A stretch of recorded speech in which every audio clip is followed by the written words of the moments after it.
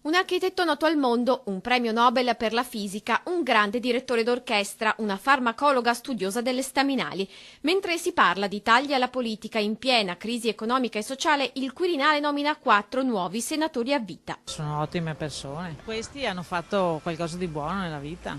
Così Renzo Piano, Carlo Rubbia, Claudio Abbado ed Elena Cattaneo si sono meritati un prestigioso scranno a Palazzo Madama, ma è subito polemica. Se nomina bisognava fare, sarebbe stata giusta quella della nomina magari di un lavoratore, di un operaio o di un imprenditore che dà lavoro a parecchie persone. Non ci servono, dovrebbero iniziare a dare lavoro ai giovani e io per esempio sono disoccupato. Bene, fatto bene, tanto ne altri potremo tutto, potremo mantenere chi che vogliamo. La senatrice Patrizia Bisinella, Lega Nord, trova oramai anacronistica questa consuetudine. Nei palazzi della politica, dice, non c'è percezione reale di quel che vuole la gente.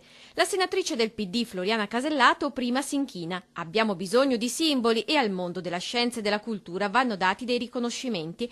Poi piazza il colpo. Dovrebbe essere cancellato il Senato in toto, oltre che diminuito il numero dei deputati.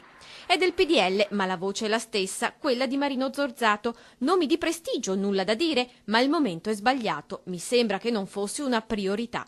Il senatore Gianni Girotto del Movimento 5 Stelle si sente estraneo. Saranno i cittadini, dice, a valutare questa azione del presidente napolitano. Chi dà il lavoro ai giovani?